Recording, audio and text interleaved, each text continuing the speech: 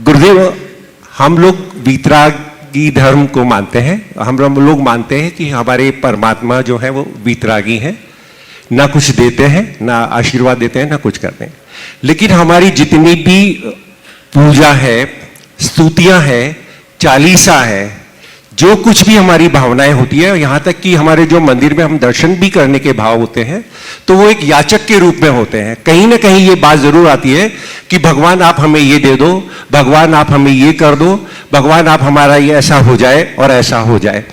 कई बार मेरे दिमाग में बात आती है व्यक्तिशः कि जब साधु भी मुनि भगवान के सामने बैठते हैं पीछे को ऊपर करके, तो वो एक ऐसा लगता है जैसे याचक की मुद्रा हो। तो महाराज जी, ये क्या है इस तरह का भाव मन में आना कि हम भगवान के सामने जाएं और कुछ ना मांगे, ये ऐसा हो सकता है क्या? और अगर ऐसा है तो वो जो लोग हमारे आज की जो जनरेशन है, वो यंगस्टर्स हैं, वो जो दूसरे साधु साधुओं के पास या दूसरे देवी देवताओं के पास इसी अपेक्षा से जाते हैं कि हम यहाँ आएंगे तो हमारी ये मनोकामना सिद्ध होगी और ये इस तरह से हमारे को यहाँ से लाभ मिलेगा, और वो वहां जाते हैं, तो उनको हम वे बैक कैसे करें एक तो, और ये करें महाराज जी। एक हुआ, नमोस्तु गुरुदेव। दूसरे के लिए फिर इसके बाद जी, आपने बहुत अच्छा सवाल किया। आपका सवाल तीन तरफ बटा हुआ है कि जब भगवान कुछ देते नहीं, लेते नहीं, तो हम भगवान के पास क्यों जाते हैं। दूसरा, जो लोग भगवान के पास याचना करते हैं उसका मतलब क्या। मुनि महाराज भी याचक मुद्रा में ही जाते हैं। और जब भगवान देते लेते नहीं हैं, तो जो लोग दूसरों के पास चले जाते हैं जो देते लेते हैं, तो उनको हम कैसे रोकें, है ना। सबसे पहले तो सिद्धांत को समझो। ये सच है कि भगवान न कुछ देते हैं न लेते हैं, पर मैं इससे एक कदम आगे बढ़ूंगा और कहना चाहूँगा, भगवान देते नहीं हैं, लेते नहीं हैं, ये बड़ी उथली बात है। भगवान दे नहीं सकते और ले नहीं सकते, ये सच्ची बात है। भगवान देना चाहे भी तो न दे सकते हैं और न कुछ ले सकते हैं, समझ गए। फिर भी भगवान के चरणों में आने से हमें सब कुछ मिलता है। सब कुछ मिलता है जो हम चाहते हैं, वो अभी हमें मिल जाता है। कैसे? जब हम भगवान के चरणों में भाव भरा नमन अर्पित करते हैं, हृदय में भावों में जो विशुद्धि आती है, उस विशुद्धि के निमित्त से हमारा माइंडसेट बदलता है। माइंडसेट बदलने से हमारे शरीर के रसायनों में परिवर्तन आता है। शरीर के रसायनों के परिवर्तन से कर्मों के रसायनों में परिवर्तन आता है। कर्मों के रसायनों में आने वाले परिवर्तन के कारण बहुत सारे अशुभ कर्म झड़ जाते हैं और नए पुण्य कर्म बंध जाते हैं। परिणाम ये निकलता है कि हमारे बहुत सारे रुके काम बन जाते हैं, बिगड़े काम सुधर जाते हैं, मनचाहा काम हो जाता है। इसमें भगवान बने केवल एक निमित्त है, लेकिन हमें वो सब कुछ दिखता नहीं। तो हम तो ये कहते हैं आपके ही कारण हुआ, ये आपके ही कारण हुआ। एक कृतज्ञता का भाव हमारे यहाँ प्रकट किया जाता है। सपोज आप मेरे पास आए और आपने हमें नमन किया, यहां आए और आते ही जिस दिन आए, मान लीजिए उस दिन आपका कोई रुका काम पूरा हो गया। अब आप बताओ क्या कहोगे? महाराज के आशीर्वाद से हुआ। महाराज के आशीर्वाद से हुआ, यही कहोगे ना जी। एक भक्त व्यक्ति के हृदय से ये आवाज निकलेगी। अहंकारी कहेगा मेरे पुण्य से हुआ। अहंकारी क्या कहेगा? मेरे पुण्य से हुआ। पर सच्चा भक्त क्या कहेगा? महाराज की कृपा से हुआ। हम भगवान के चरणों में जाते हैं तो एक भक्त की हैसियत से जाते हैं, एक श्रद्धालु के रूप में जाते हैं। और जब श्रद्धालु उस भावों से भरकर भगवान के श्री चरणों में जाता है, तो भगवान के श्री चरणों में जाने के बाद उसके हृदय में जो विशुद्धि की लहर उत्पन्न होती है, उसके रुके काम बनते हैं। वो भगवान से कहता है, भगवान आपकी कृपा से मेरा ये सारा काम बना है, आप ही मेरे तारनहार हो, आप ही मेरे उद्धारक हो, आपने मुझे दिशा दी, दृष्टि दी। ये तो भौतिक उपलब्धि की बात है। आपने शंका समाधान सुना, आपने प्रवचन सुना, आपका हृदय परिवर्तन हुआ, आपके जीवन में परिवर्तन आया, बदलाव आया। आप क्या कहोगे? महाराज आपने मेरा जीवन बदल दिया, धन्य हो, आपका अनंत उपकार है मेरे पर। ये बोलोगे कि नहीं? बिल्कुल यही बोला हाँ जी, है ना? आपने बदल दिया। अरे हमने क्या बदला? मेरे में बदलने की ताकत होती तो सबको बदल देता। कोई कोई बदलता है, सब बदलता है क्या? देखो इतने लोग यहां बैठे हो, कितने लोग हो जो बहुत दिनों से शंका समाधान सुन रहे हो? थोड़ा हाथ उठाना। लगभग सभी हैं, है ना? कितने लोग बदले हो? ईमानदारी से बोलना। डर के मारे सब हाथ नहीं उठाए। उठाओ तो थोड़ा सर्वे तो हो, मुझे भी पता लगे। बहुत थोड़े 10%, है ना? इसका मतलब सब नहीं बदले तो मैं कहां तुम्हें बदलने वाला हुआ? बदला वही जिनका भवितव्य अच्छा था, पर निमित्त कौन बना? निमित्त कौन बना? जो सामने बैठा है, वो निमित्त बना। उसके निमित्त से परिवर्तन हुआ, तो जिसके हृदय में परिवर्तन घटता है उसके मुख से यही उद्गार निकलेगा, ये आपके कृपा से हुआ, आपने मेरा उद्धार कर दिया। और ये निकलना भी चाहिए। ये तो व्यवहार है, व्यवहार में ऐसा ही बोला जाता है।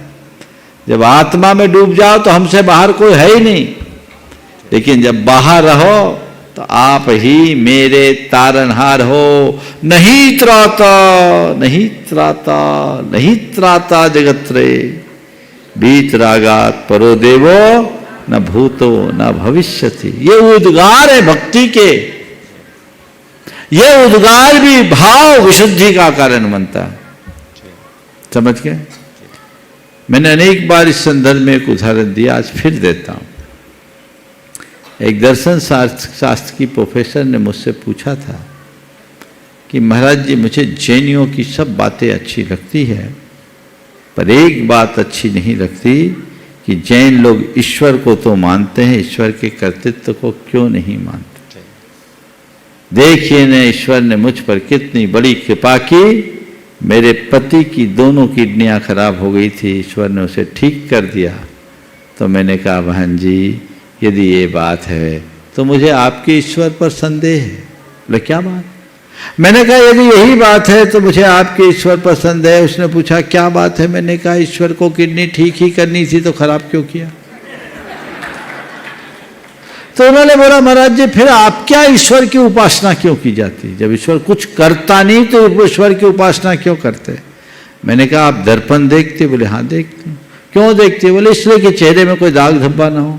तो मैंने कहा इसका मतलब जब आप दर्पण देखती हो तो दर्पण आपके चेहरे के दाग धब्बे को साफ करता है? नहीं महाराज, दर्पण हमारे चेहरे को साफ नहीं करता, दर्पण में देखकर हम खुद अपने चेहरे को साफ कर लेते हैं। तो मैंने कहा बहन जी बस यही कहता हूँ, भगवान हमारे लिए कुछ नहीं करते, वो एक दर्पण है, उनको देखकर हम अपनी विशुद्धि से अपना सब कुछ साफ कर लेते। समझ? तो ये तो एक पहलू हुआ। दूसरा, भगवान के सामने हम याचक की मुद्रा में कैसे जाएं? बिल्कुल नहीं जाओ। भगवान के सामने में याचक बनकर मत जाओ, उपासक बनकर जाओ। भगवान के चरणों में भिखारी मत बनो, पुजारी बनकर जाओ। लेकिन एक बात भी ये ध्यान रखने की है कि किसी बच्चे को कोई तकलीफ होगी तो वो मां के आंचल में ही जाएगा और कहां रोना रोएगा। तो मन अशांत होने लगे, भगवान के पास जाकर प्रार्थना करो, अपने अभावों को पूरा करने के लिए नहीं, भगवान के सामने प्रार्थना करो, अभावों में भी मुस्कुराते रहने की ताकत पाने की प्रार्थना करो। याचना नहीं। ये सबसे उत्तम रास्ता है। हम मुनि लोग भगवान के सामने ऐसे खड़े होते हैं तो कुछ मांगते नहीं है, ये हमारी वंदना मुद्रा है, समझ गए? ये वंदना मुद्रा है, और वंदना मुद्रा से हम भगवान के प्रति भक्ति करते हैं, प्रार्थना करते हैं। क्या प्रार्थना करते हैं? भगवान आप जैसा हम बन जाएं, आपके द्वारा बताए मार्ग पर निर्बाध रूप से चलते हुए अपने जीवन के चरम लक्ष्य को प्राप्त करें। हमारी हर वंदना में एक ही भावना होती है, मेरे दुखों का क्षय हो, मेरे कर्मों का क्षय हो, मेरा सुगति गमन हो, और मेरा समाधि मरण हो, और आपके गुणों की प्राप्ति हो। मांगो तुम भी, ये मांगना है तो मांगो, भगवान को भगवान से मांगने ही चाहते हो तो वो मांगो जो भगवान के पास है, भगवान की गद्दी मांग लो, अब भगवान दे भी देंगे। भगवान कहते हैं मुझे किसी ने दिया नहीं, तुम्हें भी अपने आप मिलेगा, अगर मेरे रास्ते पर चलोगे तो पक्के तौर पर पाओगे। अब आपका तीसरा पहलू, एक में ही 3 हो गए इसलिए दूसरे का नंबर नहीं लगेगा, इसी में तीसरा आगे बता रहा हूं। तीसरा पहलू, जब जैन लोगों को ये कहते भगवान कुछ देते लेते नहीं है तो लोग इधर उधर डाइवर्ट हो जाते हैं। मैं उन लोगों से कहता हूं भैया, ऐसी कौन सी शक्ति है जो भगवान के पास ना हो और दूसरों के पास हो? जो भगवान नहीं दे सके वो दूसरे कैसे दे देंगे? जो काम भगवान नहीं कर सकते वो कोई नहीं कर सकता है, तय है, क्योंकि हर जीव अपने अपने कर्मों के अनुरूप शुभ अशुभ संयोगों को भोगता है, कोई नहीं दे सकता। एक बार एक ने कहा कि महाराज जी हम अमुक देवी को पूछते हैं, पूछ सकते हैं कि नहीं? हमने कहा आप पूछती हो? बोले हाँ पूछते हैं। क्यों पूछती हो? बोले महाराज जी इसलिए कि रोग शोक संताप ना हो। हमने कहा अच्छा, कब से पूछ रही हो? 25 वर्ष से। मैंने कहा फिर तो आपके यहाँ कोई रोग नहीं होता होगा, शोक नहीं होता होगा, संताप नहीं होता। बोला महाराज इसीलिए तो आपके पास आए, आप कुछ उपाय बताओ। बोले क्या मतलब? आपके यहाँ तो कोई बीमार पड़ता नहीं हो। बोला महाराज जी पिछले 10 सालों से कोई ना कोई बीमारी घर में लगी है, डॉक्टरों के पास रोज जाना पड़ता है। अच्छा फिर कोई शोक तो नहीं हुआ होगा? बोला महाराज पिछले 1.5 साल में 3 मौतें हुई, जिसमें 2 कच्चे मौतें हुई। बोला ठीक है, टेंशन तो नहीं होगा? बोले महाराज जी इतना टेंशन है, बिजनेस ठीक नहीं चल रहा है, फैमिली में डिस्टर्बेंस है, कुछ प्रॉपर्टीज को लेकर के भी बहुत टेंशन है, आप कोई रास्ता बताइए ना। हमने कहा बहन जी 25 बरस से जिस देवी की पूजा, नाम नहीं ले रहा हूं, आप लोग समझ लो, जैनों में जिसकी सबसे ज्यादा पूजा होती, 25 बरस से आप जिसकी पूजा करते आ रही हो, और आपने कहा कि उनकी पूजा करने से रोग शोक संताप नहीं होता, और आपने खुद मुख से जाहिर किया घर में रोग भी है, शोक भी है, संताप भी है, तब बताओ पूजा करने से क्या फायदा? जो कहते हैं किसी देवी देवता की पूजा अर्चा से काम बन जाता है, सिद्ध कर दो। सबसे पहला समर्थन मैं करूंगा, सारे मंदिर बंद करा के उनके मंदिर बनवा दूंगा, क्योंकि देश के अस्पताल बंद हो जाएंगे, जनता का कितना बड़ा कल्याण होगा। है यह संभव? अगर वो दुखदारी दूर कर दे, मैं समर्थन करूंगा, आगम को थोड़ी देर के लिए एक तरफ कर दूंगा। अच्छा है, देश की गरीबी हट जाएगी, 77 साल से सरकारें नहीं मिटा पाई, वो मिटा देगी।